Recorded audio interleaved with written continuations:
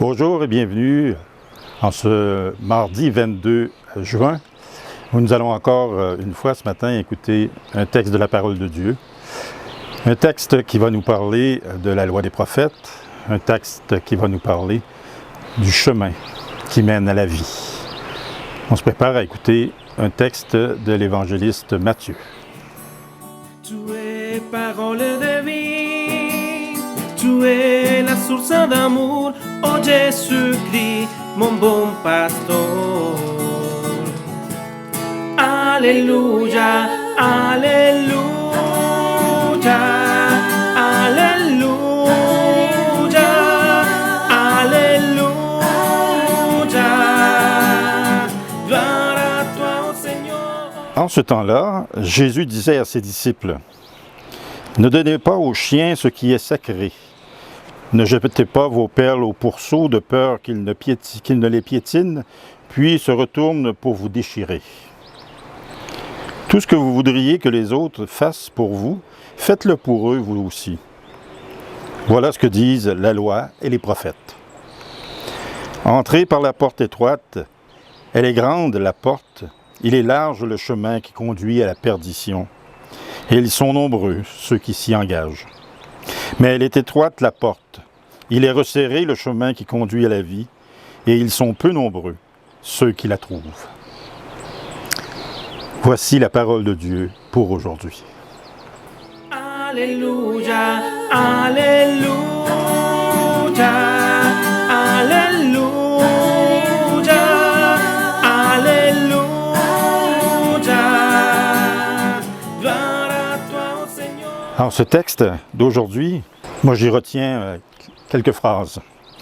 Dans un premier temps, un simple rappel que la société dans laquelle Jésus vit, dans la société dans laquelle Jésus évolue, est une société qui fonctionne selon la loi du talion. Tout ce que vous voudriez que les autres fassent pour vous, faites-le pour eux, vous aussi. C'est une loi qui se réfère à la loi du talion qui dit œil pour œil, dent pour dent. Mais ici, on nous la présente dans un autre sens. On nous dit, faites aux autres ce que vous vouliez qu'ils fassent.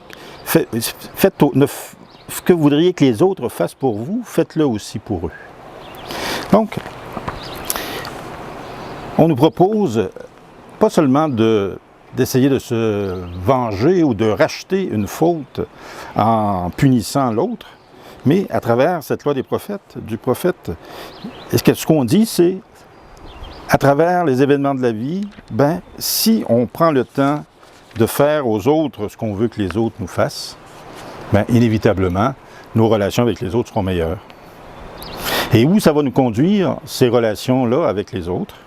Ça va nous conduire dans un chemin qui n'est pas facile à suivre, un chemin qui est resserré parfois, mais c'est un chemin qui conduit à la vie. On nous dit, entrez par la porte étroite. La porte étroite, ça veut dire qu'il ne faut pas lâcher. C'est beaucoup plus simple dans la vie d'y aller avec la maxime « tout le monde le fait, fais-le donc ». Donc tout le monde va dans tel sens, je vais dans le même sens, même si je sais que l'action que je vais poser n'est pas une action qui va me faire vivre, ni va faire vivre les autres. C'est beaucoup plus simple d'aller dans ce sens-là et de passer inaperçu parmi le groupe. C'est beaucoup plus simple si j'en ai l'occasion, peu importe l'action que je vais poser, si j'en ai l'occasion de poser une action qui va contre les principes, mes propres principes ou les principes du groupe, je le pose quand même parce que dans le fond, c'est pas très grave. Ou je me dis que c'est pas très grave. Toutes ces actions qu'on pose volontairement, une à une, elles m'éloignent d'un chemin qui peut me mener à de la vie. Elles m'éloignent d'un chemin qui peut me mener à quelque chose qui va me faire vivre, à une vie qui va me combler et qui va aussi combler les autres qui sont autour. Et cette vie-là qui est recherchée, c'est une vie en présence de Dieu, en présence de Jésus. Cette vie-là qui comble, cette vie-là qui fait en sorte que je peux m'épanouir comme individu et être pleinement qui je suis, c'est une vie où même si c'est difficile, je sais qu'avec la force et l'aide que Dieu peut m'apporter par son Esprit Saint, que Jésus peut m'apporter par sa présence, cette aide-là va faire en sorte que la porte étroite va être plus facile à trouver et plus facile à passer. Parce que vous savez qu'il y a une maxime qui dit que nul n'est une île. Donc on n'est pas une île pour personne.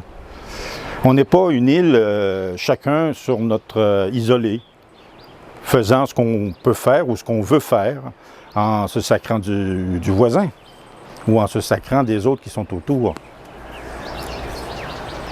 Posséder un bien, de façon très simple, posséder un bien, je peux le posséder comme si j'en étais l'unique propriétaire. Ce qui est heureux quand on possède un bien, c'est pouvoir le partager avec les autres. Pouvoir faire en sorte que si ce bien-là, en soi, il n'est pas mal, mais ce bien-là, s'il me permet de rendre d'autres heureux, de rendre d'autres à l'aise, ben, ça me permet à moi aussi d'être heureux, de voir que les autres puissent utiliser le même bien que je possède. Même chose sur l'aide que je peux donner.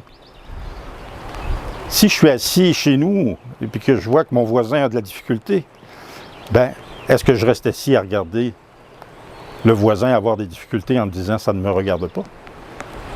Qu'est-ce qui serait plus heureux pour moi puis le voisin? Ce serait de traverser, voir le voisin, lui offrir de l'aide. La partie où il acceptera ou non, c'est lui qui décidera. C'est ce que nous dit le texte aujourd'hui, pour ma part. Il nous dit toujours rechercher le chemin qui mène à de la vie. Le chemin qui mène à de la vie, comme le dit le texte, c'est pas nécessairement le chemin le plus facile.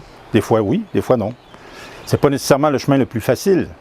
C'est pas nécessairement le chemin que tout le monde veut prendre. Mais quand on l'a pris et quand on y goûte, on ne peut plus sortir de ce chemin-là. C'est ce chemin-là qu'on veut prendre.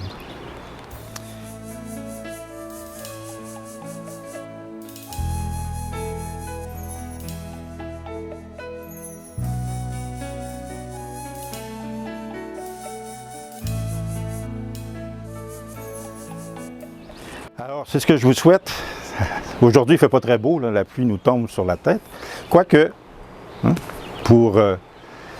avec cette pluie, ça va faire verdir, ça va faire en sorte que nos jardins vont peut-être se porter mieux. Donc, par cette pluie qui est bénéfique, par ces jours aussi d'école qui se terminent, par les vacances qui vont commencer pour certains. Alors, je vais demander au Seigneur d'apporter sur vous sa bénédiction, de l'apporter en vous aidant, et en m'aidant moi aussi, et en aidant tous ceux qui sont dans notre cœur à trouver et à rechercher toujours le chemin qui mène à de la vie. Et de mettre sur notre route des personnes inspirées par l'Esprit Saint pour nous aider à trouver cette route et à y cheminer. Alors, que Dieu Tout-Puissant vous bénisse, le Père, le Fils, le Saint-Esprit. Au revoir, à la prochaine.